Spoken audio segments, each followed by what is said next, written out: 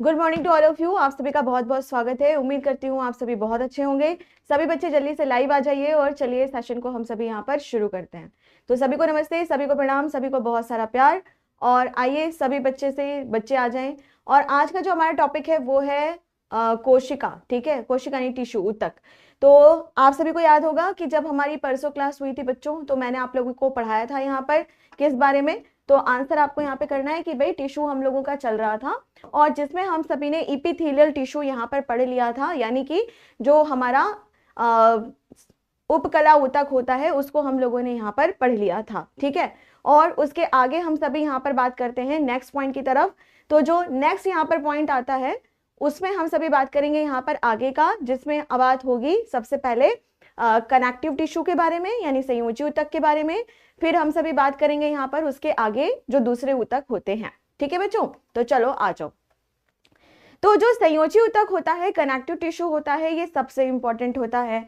और हमारी बॉडी में जितने भी टिश्यूज होते हैं, जितने भी ऊतक यहाँ पर पाए जाते हैं, उन ऊतक में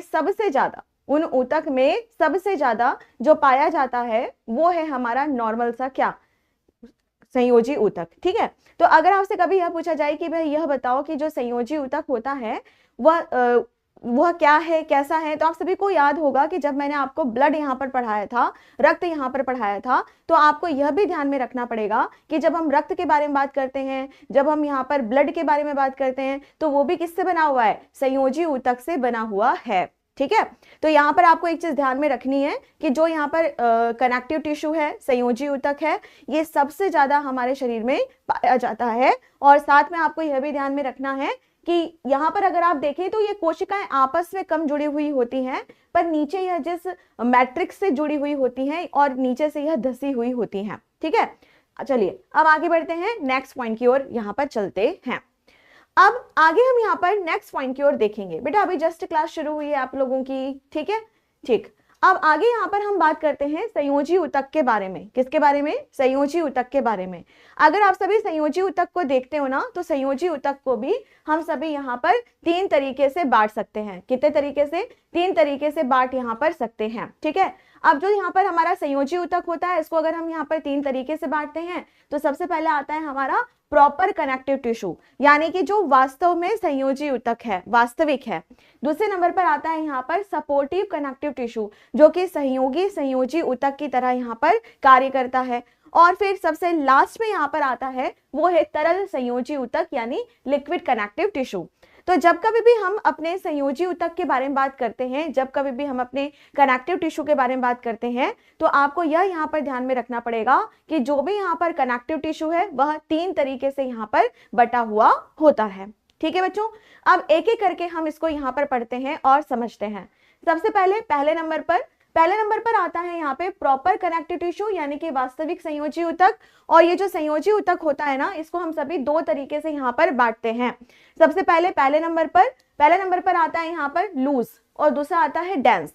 यानी कि पहला जो होता है वो लूज होता है, थोड़ा सा शिथिल होता है, और दूसरे नंबर पर आता है जो कि काफी डेंस, यानी कि काफी ज्यादा घना होता है। घना मतलब बहुत ज्यादा यहाँ पर ऊतक की मात्रा आपको दिखाई देती है। ठीक है बच्चों, आगे बढ़ते हैं कि जब हम वास्तविक संयोजी ऊतक के बारे में यहाँ पर बात करते हैं, यहाँ पर अगर हम बात करते हैं लूज यानी शिथिल के बारे में यहाँ पर बात करते हैं, तो ये जो शिथिल होता है मतलब कहीं कहीं पर मतलब बहुत हल्के होते हैं, ये बहुत हल्के जुड़े हुए होते हैं। तो जब आप शिथिल के बारे में बात करते हैं तो यह भी दो तरीके से यहाँ पर बटा हुआ होता है। सबसे पहले होता है यहाँ पे एल्यूवुलर टिश्यू, और दूसरा होता है एडिपोज, जिसको हम सभी वसीय ऊतक के नाम से यहाँ पर जानते हैं। ठीक है, तो यहाँ पर जब कभी भी हम एरियोलर के बारे में बात करते हैं तो इसमें थोड़ी सी हवा यहाँ पर भरी हुई होती है, और एडिपोज यानी वसीय ऊतक के बारे में बात करते हैं तो यहाँ पर वसा भरा हुआ होता है। क्या भरा हुआ होता है, फैट यहाँ पर भरा हुआ होता है, वसा यहाँ पर भरा हुआ होता है। और आपको मैं एक बात और बता दूं कि यह हमारी स्किन के जस्ट नीचे पाया जाता है। हमारी जो त्वचा होती है उसी के यह नीचे यहाँ पर पाया जाता है। और जब हमारी स्किन या त्वचा के नीचे की तरफ ये यहाँ पर पाया जाता है, तो आप यहाँ पर यह देखेंगे कि जब एडिपोज के बारे में बात करते हैं, जब वसीय ऊतक के बारे में हम यहाँ पर बात करते हैं, तो यहाँ पर वसा बहुत ज्यादा डिपॉजिट है, यहाँ पे वसा बहुत ज्यादा यहाँ पर पाया जा रहा है। और साथ में आपको यह भी यहाँ पर ध्यान में रखना पड़ेगा कि यह इंसुलेटर की तरह यानी कि कुचालक की तरह भी यह यहाँ पर कार्य करता है। किसकी तरह कार्य करेगा? कुचालक की तरह। तो यहाँ पर आप देख सकते हो कि बाहर से अगर बहुत ज्यादा ठंडी हवा हमारे शरीर में प्रवेश कर रही है तो ये हमारे शरीर को गर्मी भी प्रदान करता है। कौन सा? एडिपोज टिश्यू, जिसको हम सभी वसीय ऊतक के नाम से यहाँ पर जानते हैं। ठीक है बच्चों, चलो आगे बढ़ते हैं।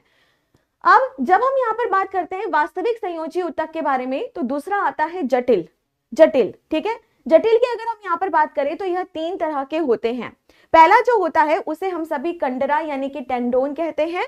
दूसरे नंबर पर जो आता है उसको हम सभी स्नायु बंधन यानी कि लिगामेंट कहते हैं। और तीसरे नंबर पर जो आता है उसको हम सभी व्हाइट फाइब्रस टिश्यू यानी कि सफेद तंतु ऊतक के नाम से हम सभी इसे यहाँ पर याद रखते हैं। ठीक है।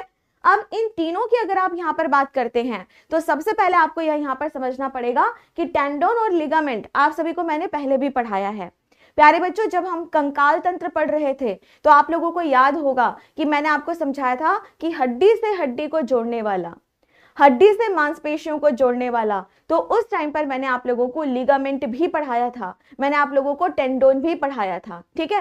तो आपसे यहाँ पर यह भी पूछा जा सकता है कि टेंडोन और लिगामेंट क्या है, तो आंसर करना संयोजी ऊतक है। कैसे संयोजी ऊतक? तो डेंस प्रॉपर संयोजी ऊतक। इसका यह मतलब होगा कि यह जटिल वास्तविक संयोजी ऊतक यहाँ पर होते हैं। तो यहाँ से क्वेश्चन कैसे बनेगा बेटा कि जो टेंडोन होता है वह क्या काम करता है, लिगामेंट होता है वह क्या काम करता है, और यह कौन सा ऊतक है? आपको सीधे सीधे आंसर करना है संयोजी ऊतक होता है, यानी कि कनेक्टिव टिश्यू होता है। ठीक है। चलो अब आगे बढ़ते हैं।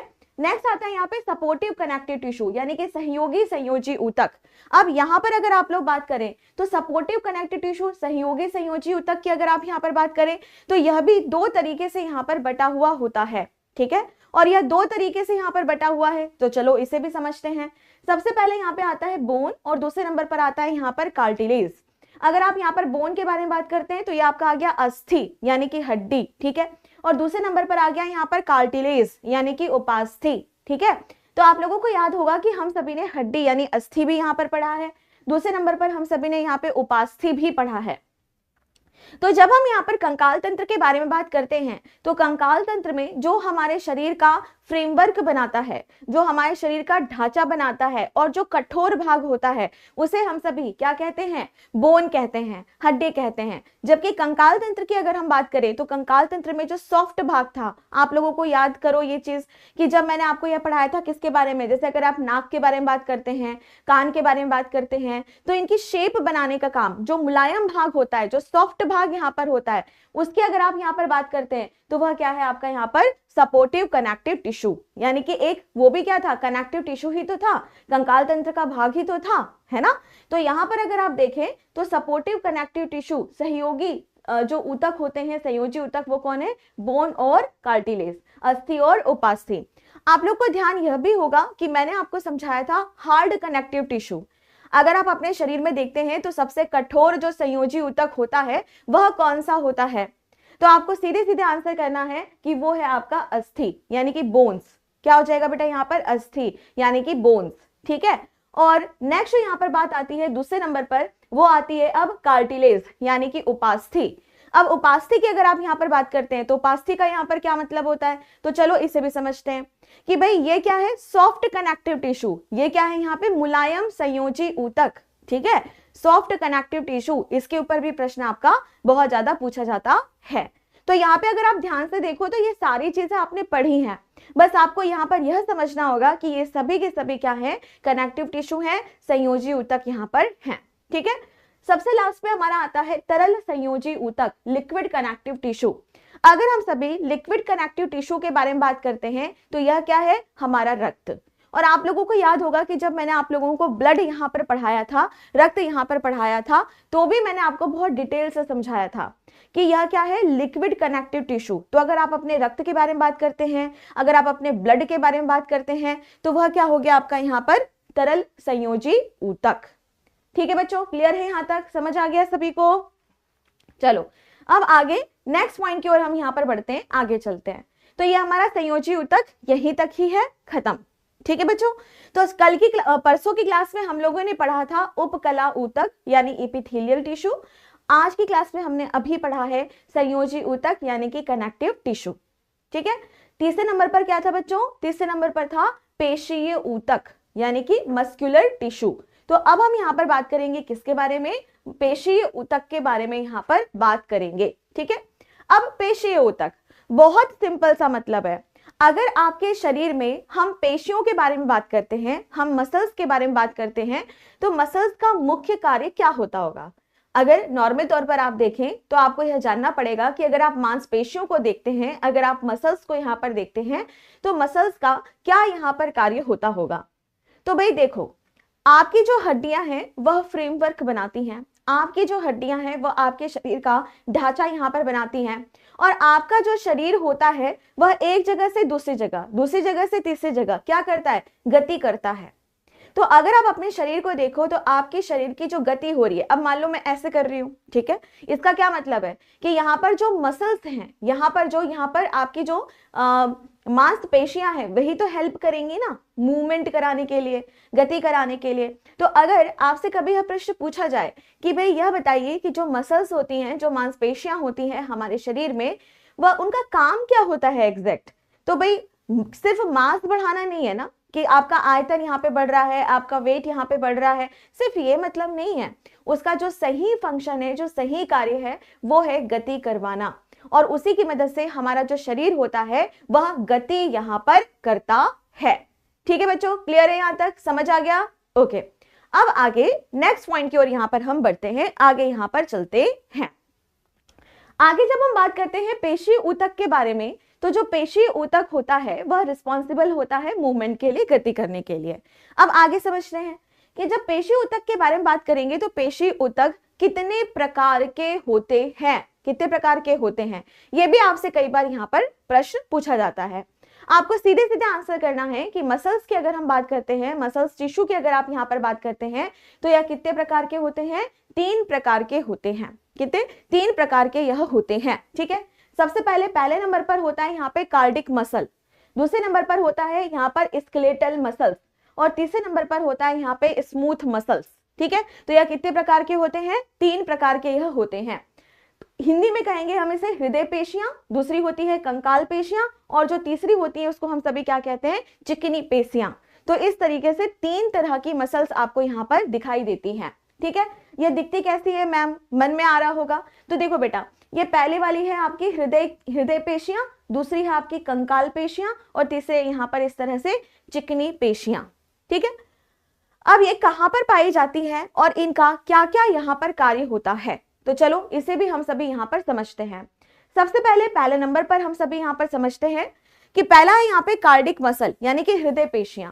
अगर आप सभी हृदय पेशियों के बारे में बात करें तो इसका क्या मतलब है, क्या यहाँ पर इसका मतलब समझ आता है? हृदय पेशियों की अगर आप यहाँ पर बात करते हैं तो भाई नाम से ही समझ आ रहा है कि यह कहां पर पाई जाएंगी? हृदय में पाई जाएंगी। कहां पर पाई जाएंगी? हृदय में यह पाई जाएंगी। ठीक है, क्लियर है? हृदय में यह पाई जाएंगी। ठीक है। कंकाल से भी आपका समझ ही आ रहा होगा। तो चलो एक एक करके पढ़ते हैं और सबसे पहले स्टार्ट करते हैं कार्डिक मसल्स यानी हृदय पेशियां। ठीक है बच्चों, चलिए तो शुरू करते हैं यहाँ पे हृदय पेशियां। हृदय पेशियां जो होती हैं वह अनैच्छिक गति करती हैं। अब आप कहोगे कि मैम अनैच्छिक गति क्या होती है, इनवॉलेंटरी मूवमेंट्स क्या होते हैं, यह किस तरह की यहाँ पर गति होती है? तो आपको सीधे सीधे यहाँ पर आंसर करना है कि अगर हम यहाँ पर बात करते हैं हृदय पेशियों के बारे में, तो जो हृदय पेशियां होती हैं उसका मतलब क्या है? तो आंसर आपको करना है कि एक ऐसा मूवमेंट, एक ऐसी गति जो कि हमारे कंट्रोल में नहीं है, जो कि हमारे कंट्रोल में नहीं है। हाँ बिल्कुल ठीक बता रहे हो बच्चों, कि जो हम यहाँ पर कंट्रोल नहीं कर सकते। ठीक है। और आप सभी को पता है, क्या आप अपने हृदय की धड़कनों को कंट्रोल कर पाएंगे? नहीं कर पाएंगे। क्या आप अपने हृदय की गति को कंट्रोल कर पाएंगे? नहीं कर पाएंगे। ठीक है। तो बिल्कुल वही चीज कि हृदय पेशियों की अगर आप बात करते हो, कार्डिक मूवमेंट की अगर आप बात करते हो, तो यह आपकी इच्छा शक्ति से कंट्रोल नहीं होगा कि आप सोचो कि आज तो खूब धड़क ले और 2-3 दिन तक धड़कना ही ना कर, ऐसा होगा क्या? नहीं होगा। तो यहाँ पर आपको ध्यान में रखना है कि जो हृदय पेशियां यहाँ पर होती हैं वह कैसी होती है? अनैच्छिक गति करती हैं, इनवॉलेंटरी मूवमेंट यहाँ पर यह करती हैं। ठीक है बच्चों, समझ आ गया यहाँ तक? ओके। दूसरे नंबर पर अब हम बात करेंगे कि यह किस तरह की कोशिकाओं से बनी हुई होगी, यह किस तरह की कोशिकाओं से बनी हुई होगी। तो आपको आंसर करना है कि इनकी कोशिका बेलनाकार होती है, बेलना मतलब सिलेंड्रिकल, लंबी लंबी सी होती है ना। तो आप देख सकते हो बेटा यहाँ पर ये लंबी लंबी सी आपको क्या दिखाई दे रही है, इसकी कोशिकाएं दिखाई दे रही हैं, और शाखा युक्त होती हैं। शाखा का क्या मतलब है, ब्रांच्ड, यानी एक दूसरे से इस तरह से जुड़ी हुई होती हैं। तो आप यहाँ पर भी देख सकते हो, देखो यहाँ पर एक कोशिका है, यहाँ पर एक कोशिका है, यहाँ पर एक कोशिका है, और ये क्या है, इस तरीके से यहाँ पर यह एक दूसरे से जुड़ी हुई होती है। ठीक है, क्लियर है यहाँ तक? ओके, नेक्स्ट हम यहाँ पर बात करते हैं कि और इन सभी कोशिकाओं में आपको एक एक केंद्रक दिखाई देता है, मतलब एक एक आपको यहाँ पर न्यूक्लियस दिखाई देता है। ठीक है, चलो आगे बढ़ते हैं यहाँ पर। अब हम बात करते हैं कि इनका क्या क्या यहाँ पर कार्य होता है। तो सबसे पहले नंबर पर कि ये हृदय में पाई जाती है, और अगर आप देखें तो इनमें कंकाल पेशी और चिकनी पेशी दोनों के लक्षण पाए जाते हैं। ठीक है बच्चों, क्लियर है? ओके, समझ आ गया? ठीक, तो यहां पर सबसे इंपॉर्टेंट बात है कि हृदय पेशियां, कार्डिक मसल्स क्या होती हैं, मस्कुलर टिश्यूज होते हैं, अनैक्षिक होते हैं, इनको हम कंट्रोल नहीं कर सकते हैं, यह हृदय में पाई जाती है, और इनमें स्केलेटन और स्मूथ मसल्स दोनों के कैरेक्टर्स होते हैं, दोनों के लक्षण यहाँ पर होते हैं। चलिए ठीक है, तो हमने यहाँ पर क्या पढ़ लिया, अपने हृदय की पेशियों को हमने यहाँ पर पढ़ लिया। अब हम बात करेंगे कंकाल पेशियों के बारे में। तो चलिए शुरू करते हैं यहाँ पर अब हम सभी कंकाल पेशियां। ठीक है, कंकाल पेशियां। ठीक, अब कंकाल पेशियों की अगर आप यहाँ पर बात करते हो तो यह ऐच्छिक है, ये हम अपनी इच्छा शक्ति से यहाँ पर क्या कर सकते हैं, कंट्रोल कर सकते हैं। अभी बेटा मैं यहाँ पर खड़ी हूं, अभी आप यहाँ पर जाए और यहाँ पर आप खड़े हो जाएं, या फिर आप जाए और यहाँ पर इस तरीके से खड़े हो जाएं। ठीक है, तो आपने यहाँ पर क्या देखा कि आप एक जगह से दूसरी जगह जा रहे हैं, आप अपनी इच्छा शक्ति से जा रहे हैं। ठीक है, आप अपनी इच्छा शक्ति से जा रहे हैं, एक जगह से दूसरी जगह यहाँ पर आप जा रहे हैं। ठीक है, और यहाँ पर आपको यह ध्यान में रखना पड़ेगा कि यह कैसी है, ऐच्छिक गति है, इसको आप सभी अपनी इच्छा शक्ति से यहाँ पर कर सकते हैं। ठीक है, दूसरे नंबर पर इसको हम सभी क्या कहते हैं, स्ट्रेटेड मसल्स भी कहते हैं। क्या कहते हैं बेटा इसको, स्ट्रेटेड यानी धारीदार पेशियां भी कहते हैं। तो यहां से प्रश्न आपका बन सकता है कि ऐसी कौन सी मसल्स होती हैं जिनको हम सभी धारीदार पेशियां कहते हैं, और आपको सीधे सीधे यहाँ पर आंसर करना है कि देखो धारीदार का क्या मतलब होता है। अगर आप इसको और अच्छे से देखोगे बेटा तो यहाँ पर आपको क्या दिखाई देगा, इस तरह से धारियां दिखाई देंगी, इस तरह से धारियां दिखाई देंगी, एक डार्क कलर की, एक लाइट कलर की, एक डार्क कलर की, एक लाइट कलर की, इस तरह से आपको धारियां यहाँ पर दिखाई देंगी। ठीक है बच्चों, आगे बढ़ते हैं नेक्स्ट पॉइंट की तरफ। इनकी कोशिका लंबी होती है, बेलनाकार होती है, इनमें कोई ब्रांच नहीं होता है, और बहुकेंद्रक यानी बहुत सारे न्यूक्लियस इनमें आपको दिखाई देते हैं। अब इंपॉर्टेंट बात, तो देखो यहां से किस किस पॉइंट पे प्रश्न पूछेगा वो हमको मोस्टली यहाँ पर ध्यान में रखना है। पहला, ऐच्छिक गति करता है, धारीदार होता है, और काम। ठीक है, और काम कि यह किस तरह का फंक्शन करता है, किस तरह का काम ये यहाँ पर करता है। तो आपको सीधे सीधे आंसर करना है कि यह जो पेशियां होती हैं यह हमारी हड्डियों से चिपकी हुई होती हैं। कैसी होती हैं, हमारी हड्डियों से यह यहाँ पर चिपकी हुई होती हैं, और दूसरे नंबर पर यह गति करती हैं, यह एक जगह से दूसरी जगह हमारे शरीर को ले जाने में मदद करती हैं। ठीक है, डन यहां तक? ओके बच्चों, चलो अब नेक्स्ट पॉइंट की ओर यहां पर हम बढ़ते हैं, आगे हम यहां पर चलते हैं। अब सबसे लास्ट में क्या आता है हमारा, स्मूथ मसल्स, चिकनी पेशियां। क्या आता है यहां पर बेटा, चिकनी पेशियां, सबसे लास्ट में चिकनी पेशियां। नाम से ही पता चल रहा है कैसी होगी, ये चिकनी होगी, गाना नहीं गाना है चिकनी चमेली, सिंपल सा आपको ध्यान रखना है, चिकनी होंगी। ठीक है, स्मूथ यहां पर होंगी। ठीक है, अब स्मूथ होंगी, बिल्कुल चिकनी होंगी, और इनका जो शेप होगा बेटा वो कुछ इस तरीके से होगा। ठीक है, तो चिकनी पेशियों की अगर आप यहां पर बात करते हैं तो यह कैसी होती हैं, इनवॉलेंट्री, अनैच्छिक, इसको भी आप कंट्रोल नहीं कर सकते, इसको भी आप सभी कंट्रोल नहीं कर सकते। ठीक है, दूसरे नंबर पर आप देखेंगे कि इनमें कोई धारियां वगैरह नहीं होती हैं, इनमें कोई धारी नहीं होती है। ठीक है, इनमें कोई धारी यहां पर नहीं होती है। ठीक है, ओके मैम, पाथ फाइंडर के लगभग सारे क्वेश्चंस हो जा रहे हैं मैम, थैंक यू। ओके चलो ठीक है बच्चों, अच्छे से पढ़ाई करो, सब सारे क्वेश्चंस होंगे, ठीक है। आगे नेक्स्ट पॉइंट की ओर यहाँ पर बढ़ते हैं कि यह किस तरह की कोशिकाओं से बनी हुई होती है। तो आंसर करना कि यह लंबी, जिनके सिरे नोकदार होते हैं, जिनको स्पिंडल कहा जाता है, इस तरह से। तो यह किस तरह की कोशिकाओं से बने हुए होते हैं? इस तरह की कोशिकाओं से बने होते हैं कि आगे और पीछे से थोड़ा नोक सा निकला हुआ होता है और बीच में केंद्रक होता है, ठीक है। तो इस तरह की कोशिकाओं से यह बने हुए होते हैं। नेक्स्ट जो यहाँ पर बात आती है वह ये कि यह जो चिकनी पेशियां होती हैं ये कहाँ कहाँ पर पाई जाती हैं। तो जो भी हमारे इंटरनल ऑर्गन होंगे, जो भी यहाँ हमारे आंतरिक अंग होंगे, उन सभी आंतरिक अंग में आप क्या देखेंगे कि यह पाए जाएंगे, ठीक है, यह पाए जाएंगे, ठीक। तो जैसे कि अगर आप बात करते हो अपने आंतरिक अंग, जैसे कि आपकी ग्रास नलिका होती है ना, ईसोफेगस, तो आपको याद होगा कि जब मैंने आपको डाइजेस्टिव सिस्टम पढ़ाया था, ठीक है, तो डाइजेस्टिव सिस्टम में आपने क्या देखा था कि हम खाना खा रहे थे और हमारे मुंह से जो भोजन था वो हमारे स्टमक यानी अमाशय में पहुंच रहा था, और किसके माध्यम से पहुंच रहा था? तो आपको सीधे सीधे यहाँ पर आंसर करना है कि यह पहुंच रहा था एक ग्रास नलिका, ईसोफेगस के माध्यम से। और जो ईसोफेगस था वह कैसे कर रहा था? पेरिस्टालसिस मूवमेंट, है ना, पेरिस्टालसिस मूवमेंट, जिसकी वजह से आप सभी क्या देखेंगे कि भोजन ऊपर से नीचे पहुंच रहा था। तो वो चिकनी पेशियों से यहाँ पर बना हुआ है। नेक्स्ट आपकी आंखों की पुतली, जो आइरिस होती है ना हमारे आंखों में, आंखों की पुतली। नेक्स्ट हम गर्भाशय यानी कि यूट्रस, ब्रोंकाई, ये सभी किससे बने हुए होते हैं? चिकनी पेशी से बने हुए होते हैं, और इनमें भी हमारा कोई कंट्रोल नहीं होता है। तो यहाँ पर अगर आप देखें तो जो हमारी कंकाल पेशियां हैं यानी जो हमारे स्केलेटल मसल्स हैं, सिर्फ उन पे ही हमारा कंट्रोल है, बाकी किसी में भी कंट्रोल हमारा नहीं है, ठीक है। तो चलो एक बार फिर से बता देती हूँ।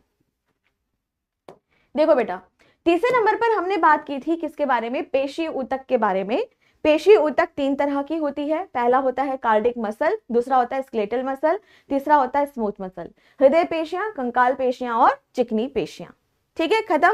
ओके चलिए, अब सबसे लास्ट क्या था हमारा? तंत्रिका ऊतक। तंत्रिका ऊतक, ठीक है।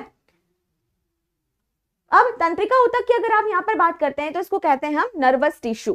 क्या कहते हैं बेटा? Nervous tissue. और आप सभी को याद होगा कि जब हम तंत्रिका ऊतक के बारे में बात करेंगे, नर्वस टिश्यू के बारे में बात करेंगे, तो हमारे दिमाग में सबसे पहले क्या आएगा? नर्वस सिस्टम, जो तंत्रिका तंत्र होता है, और इसकी जो इकाई होती है वह क्या है? न्यूरॉन, जिसको हम तंत्रिका कोशिका, नर्व सेल कहते हैं, न्यूरॉन। और न्यूरॉन आप लोग को याद होगा, मैंने आपको पहले ही पढ़ाया है जब मैंने आपको तंत्रिका तंत्र पढ़ाया था, ठीक है।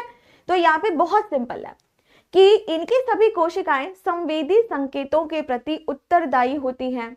यानी कि यह क्या करेंगे? आपके शरीर में कोई भी संदेश आ रहा है, बिल्कुल बहुत अच्छे, आपके शरीर में कोई भी संदेश आ रहा है, उसको क्या करना? एक जगह से दूसरी जगह लेकर के आना। आपका ब्रेन कोई भी रिस्पॉन्स दे रहा है, कोई भी उत्तर दे रहा है, उसको एक जगह से दूसरी जगह लेकर के जाना, ठीक है। तो बस यही काम यहाँ पर कौन करता है? तो आपको सीधे सीधे आंसर करना है कि जो यही काम है वह कौन यहाँ पर करता है? तंत्रिका ऊतक यहाँ पर करता है। कौन करता है बेटा? तंत्रिका ऊतक यहाँ पर करता है। तो इनके सभी कोशिकाएं संवेदी संकेतों का प्रत्युत्तर देती हैं। कहाँ कहाँ पर पाया जाएगा? तो भाई तंत्रिका तंत्र का है ना ये तो इकाई, तो कहाँ पे पाया जाएगा? हमारे ब्रेन में, हमारे मस्तिष्क में पाया जाएगा। मेरुरज्जु यानी कि जो हमारा स्पाइनल कॉर्ड होता है वहां पर पाया जाएगा, और तंत्रिकाएं यानी कि जो नर्व होते हैं यहाँ पर यह पाया जाएगा, ठीक है। और आप लोग को याद होगा इस तरह की संरचना मैंने आपको पढ़ाई थी। जब माइक्रोस्कोप में हम देखते हैं ना बच्चों, तो कुछ इस तरह से यह दिखाई देता है, कुछ इस तरीके से यह यहाँ पर दिखाई देता है, ठीक है। चलिए, फीलिंग को समझना, ठीक है, ओके। चलो बच्चों, तो आज की जो यहाँ पर कार्यक्रम था हमारा ये हो गया है, और हमारा जो ह्यूमन टिश्यू है यह पूरा खत्म हो गया है। अब इसके बाद आपका सिर्फ मेरे ख्याल से 2 या 3 ही चैप्टर बचे हुए हैं, ठीक है। और कल संडे है, तो कल आप लोगों की मैं एक्स्ट्रा क्लास शायद लूंगी, ठीक है। न्यूट्रिशन और विटामिन हो गया बेटा आपकी क्लास में? जल्दी से कमेंट करके बताओ मुझको। अगर न्यूट्रिशन और विटामिन नहीं हुआ है तो कल मैं आप लोगों की क्लास लूंगी, ठीक है, ओके। चलो, नहीं हुआ है ना? ठीक है बच्चों, तो कल की क्लास में हम करेंगे न्यूट्रिशन एंड विटामिन, ठीक है, न्यूट्रिशन एंड विटामिन कल की क्लास में करेंगे। और कल थोड़ी सी मैराथन टाइप की क्लास होगी बच्चों, ठीक है, तो सभी खाना पीना खा करके आएंगे। ओके, चलिए, तो आज के सेशन को हम सभी इतना ही रखते हैं। उम्मीद करती हूँ कि सभी को अच्छे से समझ आया होगा। थोड़ा थोड़ा खाओ, बार बार खाओ, मतलब आज आपको मैंने इसलिए थोड़ा सा ही छोटा सा पढ़ाया क्योंकि ये पूरा खत्म हो गया है। इसके बाद कल न्यूट्रिशन एंड विटामिन, और फिर उसके बाद नेक्स्ट क्लास में आपकी बॉटनी हो जाएगी, और फिर एक डिजीज वाला चैप्टर शायद आपके क्लास में रह रहा है, वो हो जाएगा। फिर उसके बाद सिलेबस खत्म। ठीक है, चलिए, तो thank you so much, take care, bye bye, जय हिंद, जय भारत।